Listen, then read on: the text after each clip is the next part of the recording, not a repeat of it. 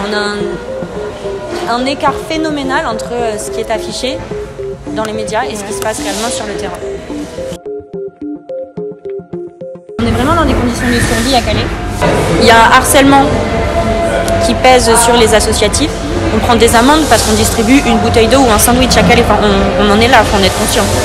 Il y a des arrêtés ministériels qui ont été développés par monsieur Gérald Moussa Darmanin, actuel ministre de l'Intérieur, se félicitant de protéger le centre-ville de Calais. En fait, on a vraiment des arrêtés qui interdisent la distribution de nourriture, au motif que ça met en danger la sécurité des personnes du centre-ville de Calais et ils ont peur que ça crée des conflits et que ça mène à l'insécurité. Même moi, je veux dire, je savais à peu près ce qui se passait à Calais, mais je ne me rendais pas compte avant d'être sur place.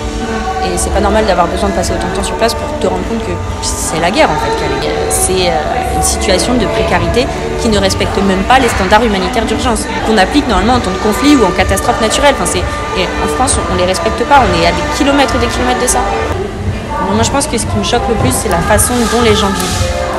C'est vraiment en fait voir les gens qui dorment dans la boue, en fait, à même la boue. Qui mangent à même la boue, il pleut, qui grêle, qui vente dans des endroits où on rase complètement, on déboise. Et ensuite, il reste un buisson et tu as une famille qui dort en dessous du buisson. Par exemple, à Khartoum, dans le sud du Soudan, il y a des actions humanitaires qui mettent en place un accès à l'eau de 15 litres par jour et par personne. À Calais, on est à moins de 5 litres par jour et par personne. Donc il y a moins d'accès à l'eau en France, pays des droits de l'homme, que dans des pays en guerre. Voilà, on recommande normalement 200 mètres jusqu'au point d'eau, le plus éloigné. Et là, on est sur 10 km. Dans certains lieux de vie, il n'y a pas d'assainissement, c'est-à-dire il n'y a pas d'accès aux toilettes. Les personnes sont dépendantes des distributions associatives pour manger. Il y a certains lieux de vie qui n'ont pas eu accès à de la nourriture ou de l'eau depuis 2 ou 3 semaines. Nous, on les redirige vers d'autres lieux de vie, mais ça crée des problèmes par exemple d'accès, de quantité des ressources disponibles ou d'interaction avec d'autres personnes. Tous les jours, en moyenne, il y a des expulsions qui conduisent à la saisie du matériel. Les tentes, les bâches, les duvets, les couvertures, les cartons qu'on pose sur le sol, les tôles, les bateaux, enfin, tout est confisqué, détruit et systématiquement emmené à la déchetterie. Du coup, aujourd'hui, il n'y a plus de possibilité de récupérer ces affaires. Que ce soit du matériel médical, des documents d'identité, de l'argent, juste une couverture, il n'y a pas de possibilité.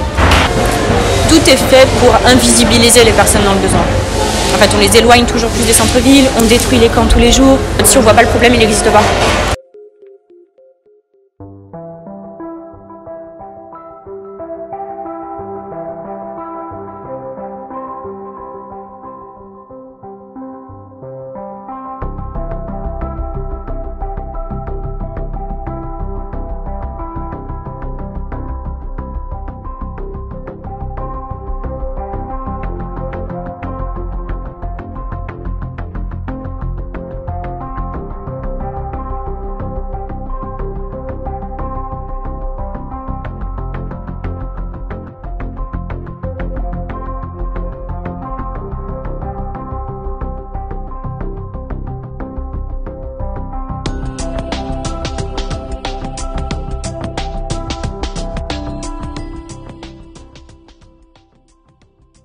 Il faut être conscient que ici, la plateforme tourne grâce à des bénévoles et qu'on n'a pas en fait, les besoins nécessaires, que ce soit financiers, matériels ou en compétences, pour répondre aux besoins du terrain.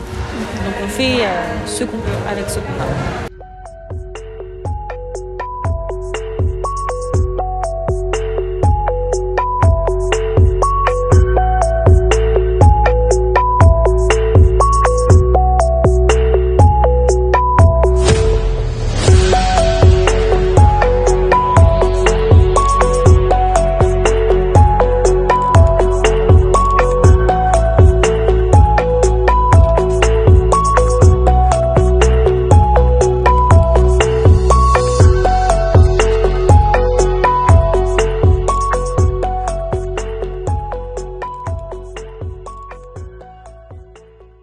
Amnesty International a réalisé un sondage. Il y a plus de la majorité des Calaisiens qui sont convaincus que le travail des associations est nécessaire.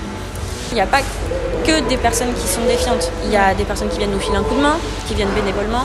Il y en a d'autres qui apportent leur soutien aux grévistes de la faim. il y a des gens qui s'intéressent à ce qui se passe. Ça a permis aussi de raconter une contre-histoire à l'information officielle. Et dans un deuxième temps, ça a permis de fédérer les associations.